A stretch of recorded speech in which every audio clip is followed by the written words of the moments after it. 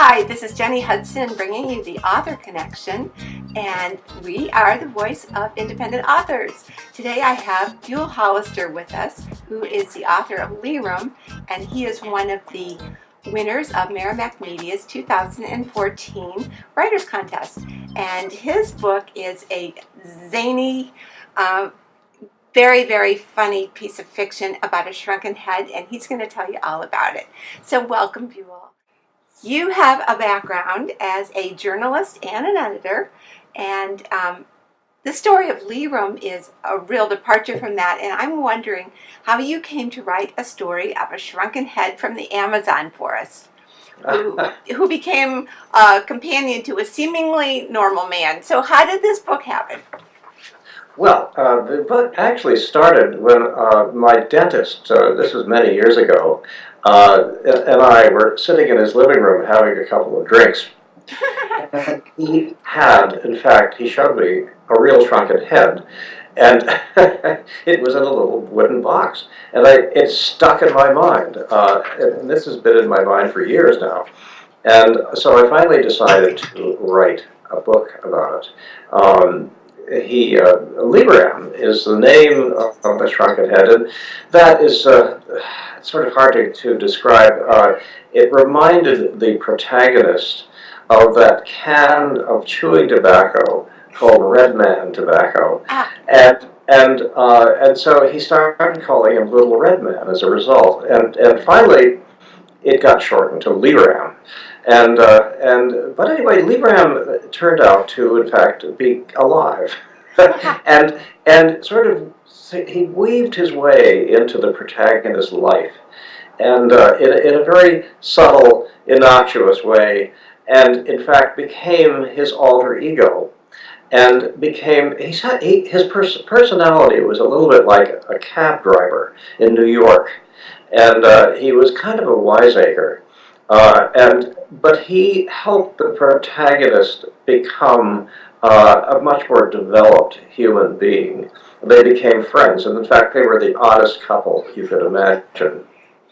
I think the story is so funny. I am curious about the dentist, though. Did the shrunken head have teeth? I'm just curious. The original shrunken head that your dentist had, did it have teeth? Say again? I'm sorry. The shrunken head that your dentist had, that he showed you, did it actually have teeth? No, it didn't.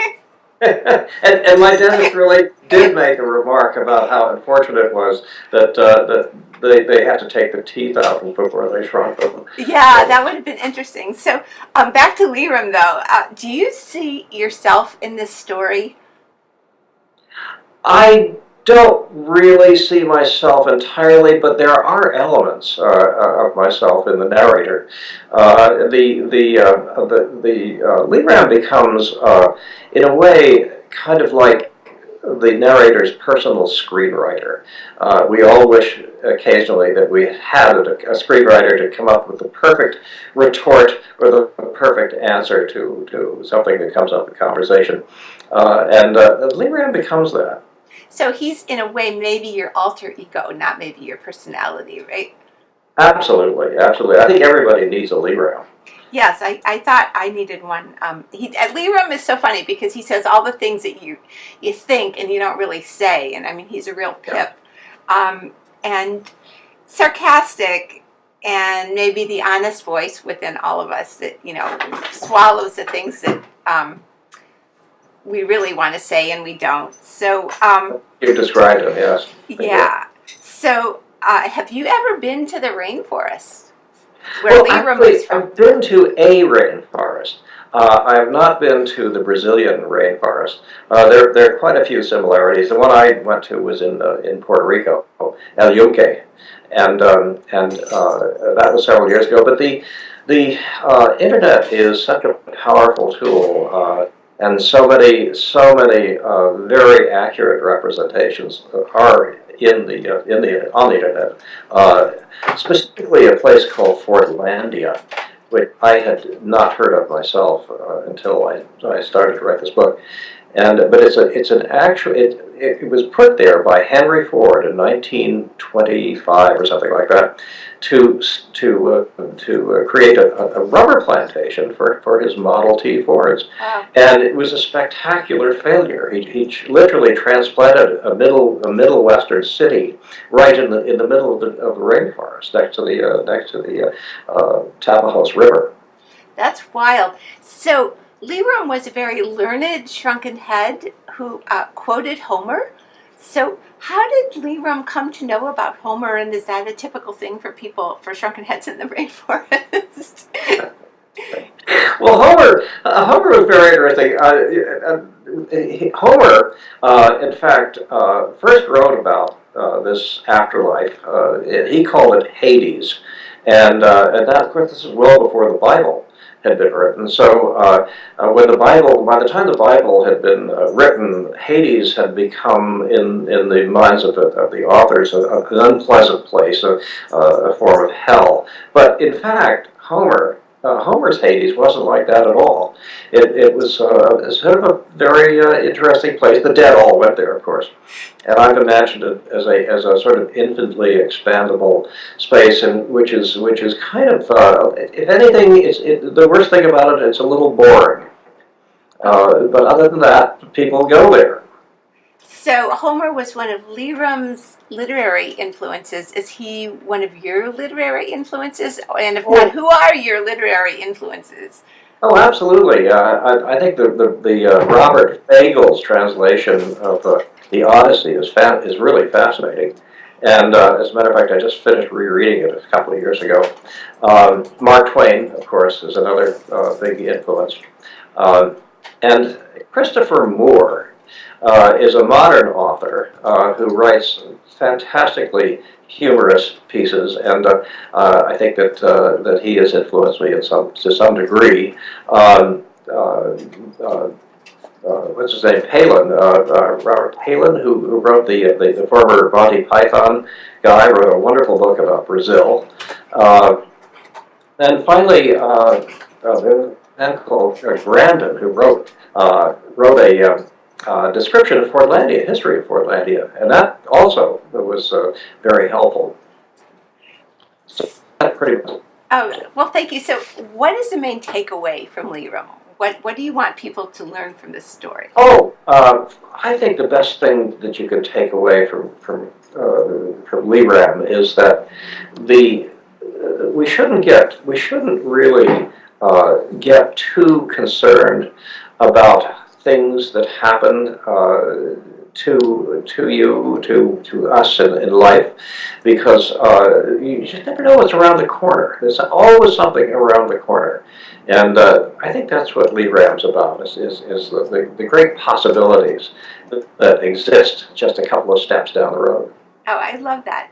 So, Buell, what is next for you as a writer? Well, I've gotten the protagonists into a place now that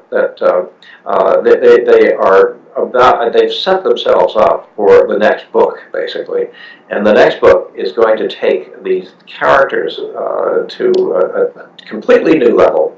And they have one thing about Leram is, of course, that he is aware of what people are thinking, and not just the protagonist. And this is a very powerful thing.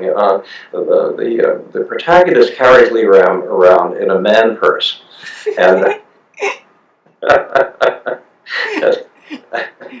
thought it was the best use for a man purse. And so Leram. Shouldn't everyone have a shrunken head in their man purse, right? So anyway, the protagonist goes from being a sort of innocuous, milk toasty kind of character serving coffee in a coffee shop into a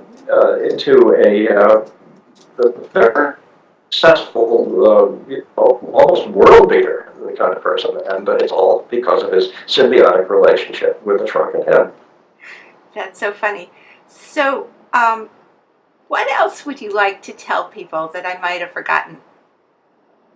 Oh, let's see. I think that the book, of course, the theme of the book goes around is centered on the rainforest in Brazil and the inroads that big agriculture and big industry, the timber kind of companies, are making on it, and how devastating that is. And Lee Ram, of course, hates it because that's his home, and so he. Some of the other characters that come into it, we have in fact Suxi Redbone, who was a direct descendant of an Amazon warrior. We have Suxi's grandfather. Last but not least, the two characters that come into the book are, in fact, one of them is Henry Ford himself, who is reincarnated as a river dolphin, a freshwater dolphin, and he's covered with liver spots. And and to keep him in line, following on his heels is Edsel Ford, his son, who in fact comes through this transition as in fact, looking just the way he did before, wearing a very rumpled seersucker suit. And so the two of them have a big role to play in this. They never in life ever visited Fort Landing. This is the first time they've ever seen it. So I think that they are going to go places in the next book also. Well, I can't wait to see that one too. So where can people find you? Well, my Twitter address is @ Buell Hollister, my name, and that's probably the best way to do it. A website is in the process of construction. Well, great. Buell, I want to thank you for being on the show today. And let me get back on maybe a split screen. There. And thank you so much for being our guest, and I hope people will read Liram when it comes out and stay in touch with Buell, connect with him on his Twitter page and later on his website, and watch for the book. And if you want to see more interviews on the Author Connection, please visit merrimacmedia.com. And this is Jenny Hudson. Thank you so much for being with us today, and we'll see you next time. Bye.